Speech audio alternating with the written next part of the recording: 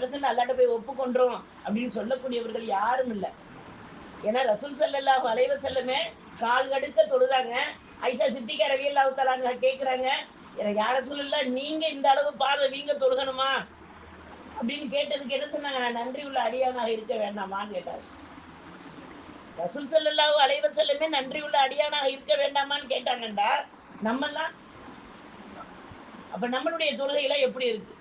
அதனால நம்ம நியத்து வைப்போம், யா அல்லாஹ் இந்த ரமலான்ல நான் ஒரு வக்து தொழுகையை கூட கலா செய்ய மாட்டேன், ஒரு தராவி கூட நான் விட்டு விட மாட்டேன். குர்ஆன் ஓதாத நாட்கள் என்னிடம் இருக்கவே கூடாது. எனக்கு உன்னை மறந்த நிலையில என்னை வார வச்சிடாத, உன் நினைவுகள் தப்பிய நிலையில என்னை இருக்க வச்சிடாத. அல்லாஹ்ட்ட கேட்கணும். அப்ப நம்ம இன்ஷா அல்லாஹ் அல்லாஹ் நம்மளுக்கு ஆயில தந்திருக்கான். அற்ப காரியங்களுக்கு நோன்பை விட்டுறக்கூடாது. அற்ப காரியங்களுக்கு நம்ம பிள்ளைகளுக்கு ஆர்வத்தை தான் கொடுக்கணும். காலேஜ் படிக்கிற பிள்ளைகளுடைய தாய்மார்கள் ரொம்ப பேர் இருப்பீங்க, ஸ்கூல் படிக்கிற பிள்ளைங்க தாய்மார்கள் இருப்பீங்க. ஸ்கூலுக்கு போகிற பிள்ளைங்கள்ட்ட நீ நோன்பு வச்சுட்டு போகிறதுனால உனக்கு ஒன்றும் ஆகாதுமா, ஒன்றும் ஆகாது அப்படின்னு அந்த பிள்ளைக்கு சொல்லி அனுப்பக்கூடியவர்களாக இருக்கணும்.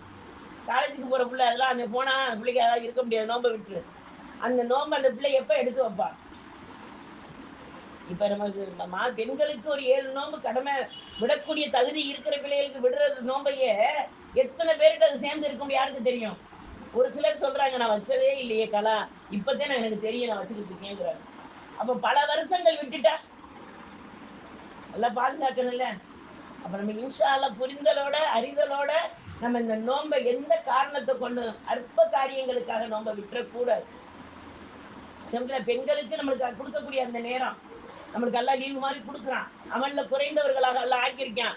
ஆனா அதை கூட இபாதத்தாக மாற்றிக்கொள்ளுங்கன்னு ரசூல் ஸல்லல்லாஹு அலைஹி வஸல்லம் சொல்லியிருக்காங்க.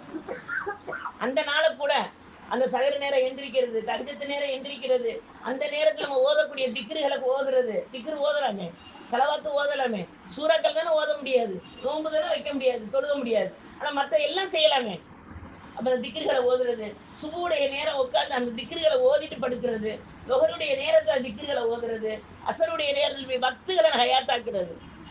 நோன்பு திறக்க நம்ம குடும்பத்தாருக்கு செஞ்சு கொடுப்போம், அதுக்கு நம்மளுக்கு இபாதத்தா மாறிடும். அவங்களோட உட்காந்து நோன்பு திறக்கிறவங்களுக்கு சாட்சியாக, நோன்பு இல்லாதவங்க அந்த நேரத்தில் உட்காரக்கூடாதுன்னா இல்லை, நோன்பு திறக்கிறவங்க 2 பேர் இருக்காங்கன்னு வைங்களேன், நோன்பு இல்லாதவங்க ஒருத்தர் இருக்காங்க, அவங்க என்ன செய்வாங்க, அந்த 2 நோம்பாளியா அப்படின்னு இந்த நோன்பு இல்லாதவங்க கேட்கிற ஆமாலான்னு சாட்சி சொல்ல அல்ல ஆளாக்குவாங்க. சுபஹான் அல்லாஹ். எதுக்கும் கூலி இல்லாமல் அல்ல வைக்கல, எல்லாத்துக்குமே அல்ல கூலி தர்றான், எல்லாம் தர்றான். ரசூல் ஸல்லல்லாஹு அலைஹி வஸல்லம் சொல்றாங்களே, வேர்வை உணருமுன் கூலியை கொடுத்து விடுங்கள். ரப்புல் ஆலமீன் நம்மளுடைய நோன்பு வச்சு முடிச்ச உடனே மலக்குமார்கள்ட்ட தட்டுகள் அல்லாஹ் தஆலா கொடுத்து நீங்க வீட்டுகளில் கொண்டு இந்த பறக்கத்தை கொண்டு கொட்டிட்டு வாங்கிறான். நம்ம என்ன செஞ்சிடறோம், நோம்பு 30 கொஞ்சம் அசதியில் பெருநாள் சந்தோஷத்தில் எல்லாம் பாதுகாக்கணும். வீணான காரியங்களில் ஈடுபடக்கூடியவர்களாக இருந்துடக்கூடாது. நம்மளுடைய வாழ்க்கையெல்லாம் நோம்புடைய மாவுள்ளையே வாழக்கூடியவர்களாக இருக்கணும், குர்ஆனுடைய மாவுள்ளையே வாழக்கூடியவர்களாக இருக்கணும். அபி வக்காஸ் ரலியல்லாஹு தஆலா சக்கராத்து நேரத்தில் படுத்திருக்காங்க, அவங்களுடைய பெண்மகள் நின்று அழுகுறாங்க, தந்தையுடைய இறுதி கட்டமாக இருக்கேன்னு. அப்போ அதுக்காக தந்தை சொல்கிறாங்க, அம்மா நீங்கள் அழுகாதீங்க, நான் இந்த வீட்டில் 4000 குர்ஆன் ஓதி இருக்கேம்மா, ஒருபோது எல்லாம் கைவிட மாட்டாமான்ட்டாங்க. அவங்க இருந்த வீட்டை விலை பேசும்போது போட்டி போட்டாங்கண்ணா எல்லாரும்.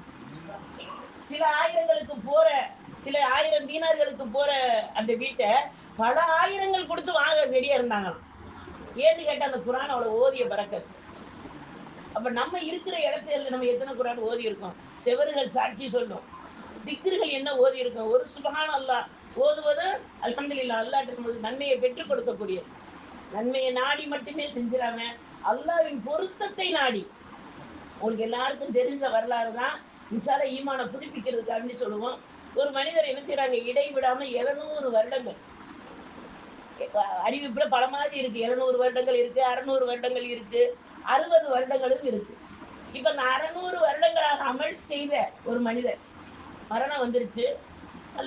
அல்லாஹ்வின் சமூகத்தில் ரசூல் ஸல்லல்லாஹு அலைஹி வஸல்லம் பனி இஸ்ராயீல் காலத்தில் நடந்ததை இனிமே நடக்க போறதையும் சேர்த்து சஹாபாக்களுக்கு சொல்றாங்க. இப்போ அந்த அல்லாஹ்வின் முன்னால அந்த மனிதரை வந்து நிப்பாட்டப்பட்ட உடனே அல்லாஹ் சொல்றான், என்னுடைய கருணையை கொண்டு நீங்க சொர்க்கம் போங்கன்னு சொல்லுவாங்க. சுப்ஹான் அல்லாஹ். சொன்ன உடனே அந்த மனிதர் கேட்பாரா, யா அல்லாஹ் உன் கருணையை கொண்டு என்ன சொர்க்கம் போகவா? அப்ப நான் செஞ்ச 600 வருட நன்மை என்ன